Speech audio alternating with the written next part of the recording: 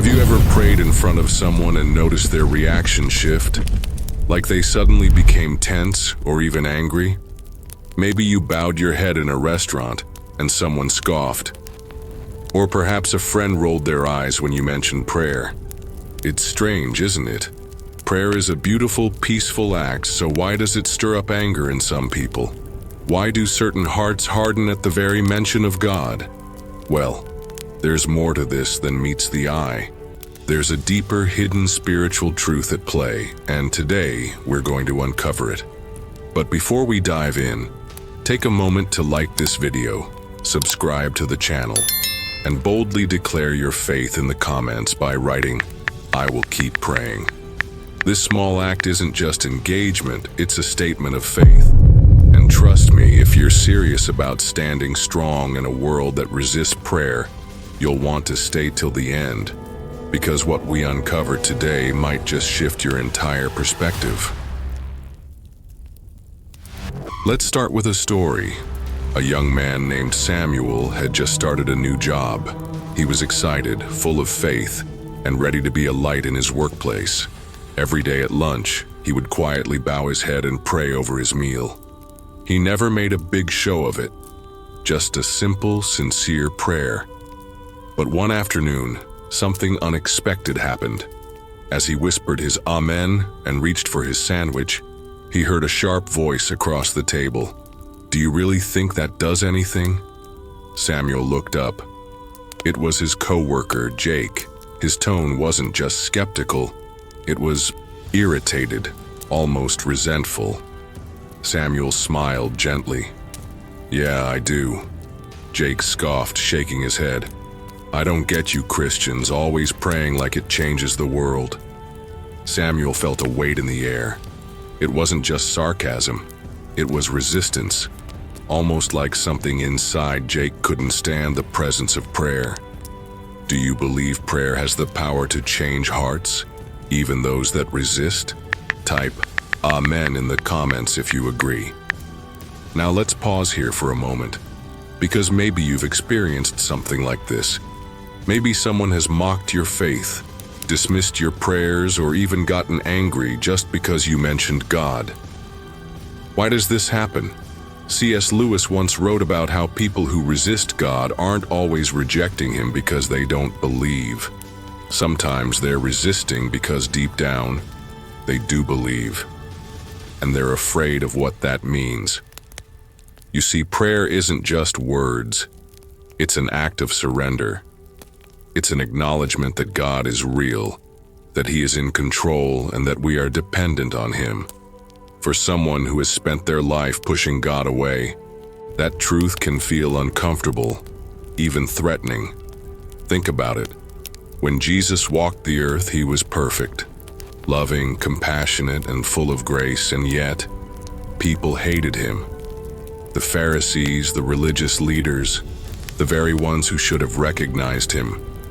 They didn't just reject Him, they plotted to kill Him. Why? Because His presence exposed their hearts. His light revealed the darkness they were trying to hide. And that's the same reason why some people react negatively when you pray. It's not just about the words you say, it's about what those words represent. Prayer is a reminder that God is real, that He is near, that He is listening, and for someone running from Him, that reality can feel like a threat. But here's the good news. Their reaction isn't about you, it's about the battle happening inside them. And that battle, that's God at work. So don't stop praying. Don't let fear silence your faith. Keep shining. Because sometimes, the very thing that irritates someone is also the thing that might one day set them free.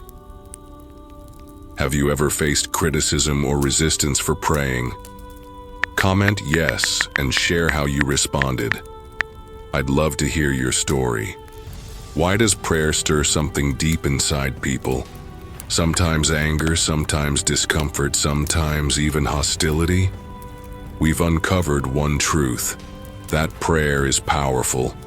And for those resisting God, It can feel like a reminder of something they're trying to ignore. But now comes the real question. How should you respond? Because let's be honest, it's not easy. When someone rolls their eyes, mocks your faith, or even aggressively pushes back, the natural response is either to shrink back or to fight back. But Jesus, he showed us another way. Let's go back to Samuel and his co-worker Jake. Jake had just mocked Samuel's prayer. The air was tense. Other co-workers glanced over, curious about what would happen next. Samuel had a choice. He could snap back, he could argue, he could make a scene. But instead, he smiled. "I get it," he said calmly. "Prayer doesn't make sense if you've never experienced what God can do." Jake scoffed again, shaking his head. "I don't need some invisible man in the sky controlling my life." Samuel could feel the weight of the moment. This wasn't just a casual debate. This was deeper. So instead of arguing, he simply asked, "Jake, has something happened that made you feel this way?" The question hung in the air, and for a split second, Jake's face changed. The hardness cracked just a little. See, this is the key. People's anger toward prayer isn't usually about the prayer itself. It's about something deeper: hurt, loss, disappointment. Maybe they prayed once and didn't get the answer they wanted. Maybe they lost someone and felt like God wasn't there. Maybe they were hurt by Christians who didn't reflect Christ. And so, rather than fight the battle on the surface, Jesus calls us to go deeper, to respond not with pride or defensiveness, but with wisdom and love. In Matthew 5:44, Jesus gave us a radical command: "Love your enemies and pray for those who persecute you." Think about that. Jesus knew people would mock us, dismiss us, even hate us. And yet his response wasn't fight back or prove them wrong. It was love them, pray for them. Why? Because love breaks walls that arguments never can. And here's where C.S. Lewis gives us another powerful insight. He once wrote, "The hardness of God is kinder than the softness of men, and his compulsion is our liberation." What does that mean? It means that sometimes the discomfort someone feels when they see you pray is actually God at work.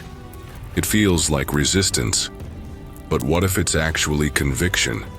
What if deep down their soul is wrestling with the truth? What if the very thing they mock today is the thing that will lead them to salvation tomorrow?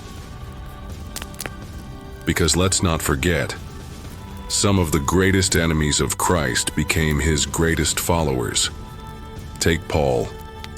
Before he was the apostle who spread the gospel to the nations, he was Saul, a man who hunted down Christians, a man who stood by as Stephen, the first martyr, was stoned to death. But one encounter with Jesus changed everything. One moment of divine intervention turned the church's greatest persecutor into its greatest missionary. Now imagine if the early Christians had given up. Imagine if they had said, "Saul is too far gone, there's no hope for him."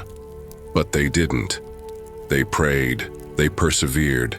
They trusted that God was still working, even in the hearts of those who seemed the most resistant. And that's what you and I are called to do today. So when someone reacts negatively to your prayer, remember, it's not a battle of words. It's a battle of the heart. And that battle, that belongs to God. Your job isn't to convince. It's to be faithful, to stand firm in love, to pray for those who push you away. Because sometimes, the very people who resist prayer the most are the ones who need it the most. Have you ever had someone challenge your faith? How did you respond? Let me know in the comments. I'd love to hear your story. And now we have to talk about something even bigger, something hidden, something most people never think about when they bow their heads to pray. What happens in the spiritual realm when you pray? Because make no mistake, prayer isn't just words. It's not just a religious habit. Prayer is warfare. Let's go back to Samuel and Jake for a moment. After Samuel asked Jake what made him feel this way, something shifted. Jake didn't answer right away. He seemed conflicted, almost like he wanted to say something but couldn't. And that's because there was more going on than just a simple conversation. You see, when you pray, there's always a bigger battle happening, one you can't see.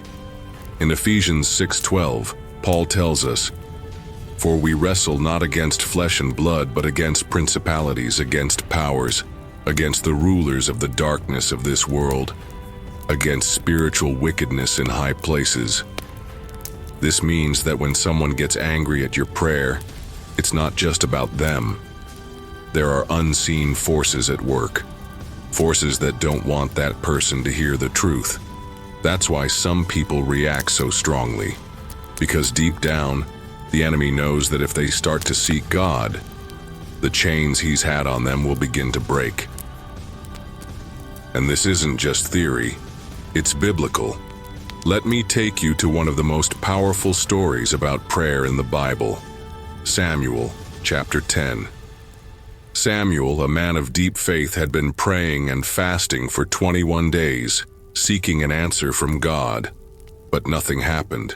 No vision, no response, just silence. Then, finally, on the 21st day, an angel appeared to him and said something shocking. "From the first day that you set your heart to understand, your words were heard, and I have come because of your words. But the prince of Persia withstood me for 21 days. Samuel 10:12-13. Did you catch that?